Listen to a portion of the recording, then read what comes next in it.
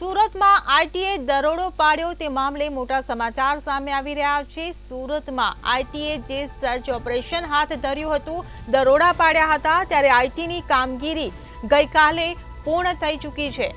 ત્યારે આઈટીના દરોડામાં ખુલાસા થયા છે। કોલસાના 3 આયતકારો પર જે તવાઈ બોલાવવામાં આવી હતી, ડાઇંગ સંચાલકની ઓફિસમાં પણ આઈટી દ્વારા સર્ચ ઓપરેશન હાથ ધરવામાં આવ્યું હતું। ત્યારે આ ઓપરેશનમાં 300 કરોડની જમીનના દસ્તાવેજો મળી આવ્યા છે।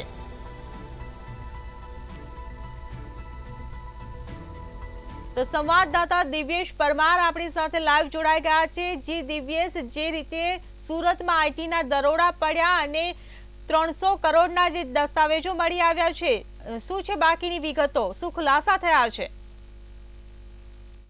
जी बिल्कुल थी। जे प्रकारे सूरत में आईटी विभाग है तेमने सर्च ની કામગીરી હાથ ધરી હતી। ખાસ કરીને જે ઐશ્વર્યા જે ડાઇંગ મિલ છે, ઐશ્વર્યા ડાઇંગ મિલમાં સૌપ્રથમ છે તે આઈટી વિભાગ દ્વારા રેડ કરવામાં આવી હતી। ત્યારબાદ કહી શકાય કે એક જ સમયે 12 જેટલી જગ્યાઓ પર દરોડા પાડવામાં આવ્યા હતા અને તેમાંથી ખાસ કરીને જે ઐશ્વર્યા ડાઇંગ મિલ છે તેમને જે કોલસો પૂરી પાડતી જે કંપનીઓ છે, તે કોલસો પૂરી પાડતી કંપનીઓ સામે પણ ક્યાંક ને ક્યાંક તવાઈ બોલાવી હતી। જેમાં આ કોલસાના આયાતકારો છે એસએસ ટ્રેડિંગ તેમજ આદર્શ અને તરણ જ્યોત ગુરુજીત, આમ જે 3 જેટલી જે આ કંપનીઓ છે તેમના સામે પણ રેડ કરવામાં આવી હતી। અને કહી શકાય કે જે પ્રકારે રેડ દરમિયાન બેનામી સંપત્તિ છે તે વ્યવહારો છે તે ક્યાંક ને ક્યાંક મળી આવ્યા હોવાની માહિતી પણ સામે આવી રહી છે। એટલે સ્પષ્ટ કહી શકાય કે જે પ્રકારે આઈટી વિભાગ દ્વારા જે બાતમીના આધારે રેડ કરવામાં આવી હતી, તેને લઈને જે ઐશ્વર્યા ડાઇંગ મિલ છે તેમને લાગતા વળગતા તમામ એટલે કે જે તેમને કોલસો પૂરી પાડતી જે કંપનીઓ છે તેમની સામે પણ તવાઈ બોલાવવામાં આવી હતી। હજુ પણ જે પ્રકારે કહી શકાય કે 4 દિવસ થઈ ગયા છે, ઐશ્વર્યા ડાઇંગ મિલ છે તેમાં પણ હજુ તપાસ ચાલી રહી છે। જે પ્રકારે આ ત્રણેય કંપનીઓ છે કોલસાની, તેમાં તપાસ પૂર્ણ કરવામાં આવી છે અને અંદાજિત આ કોલસાની જે કંપનીઓ છે તેમાંથી પણ ક્યાંક ને ક્યાંક 300 કરોડ જેટલા જે બેનામી દસ્તાવેજો છે તે મળી આવ્યા છે। અને તેમાં પણ ખાસ કરીને જે પ્રકારે બોગસ ખરીદ વેચાણ તેમજ કમિશન, લોન અને ખર્ચો, આ તમામ વસ્તુઓ જે છે તેમનો સમાવેશ થાય છે।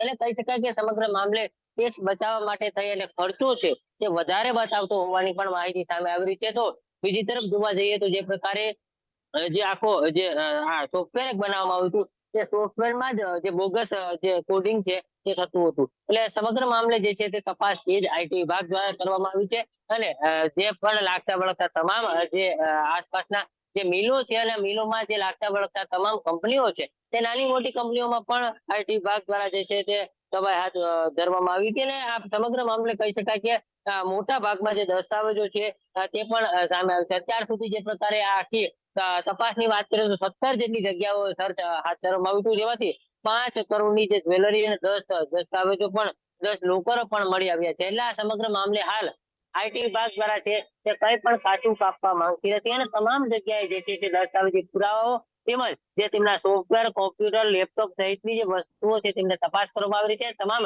જે લોકરો છે તેમને પણ ચેક કરવામાં આવી રહ્યા છે, જેથી કરીને આગામી સમયમાં પણ મોટો વ્યવહાર મળી આવે તેવી શક્યતાઓ સેવવામાં આવી રહી છે। ખાસ કરીને જે પ્રકારે જે ઐશ્વર્યા ડાઇંગ મિલ છે ત્યાં હજુ પણ તપાસ શરૂ છે અને તેમાંથી પણ મોટા કહી શકાય કે પુરાવા, દસ્તાવેજી પુરાવાઓ અને બેનામી વ્યવહારો મળી આવે તેવી પણ શક્યતાઓ તેજ બની છે। જી દિવ્યેશ, સમગ્ર માહિતી બદલ આભાર। તો સુરતમાં ઐશ્વર્યા ગ્રુપ પર જે આઈટી વિભાગ દ્વારા સર્ચ ઓપરેશન હાથ ધરવામાં આવ્યું હતું, 17 જગ્યાએ જે સર્ચ ઓપરેશન હાથ ધર્યું તેમાં સૌથી મોટા ખુલાસા થયા છે।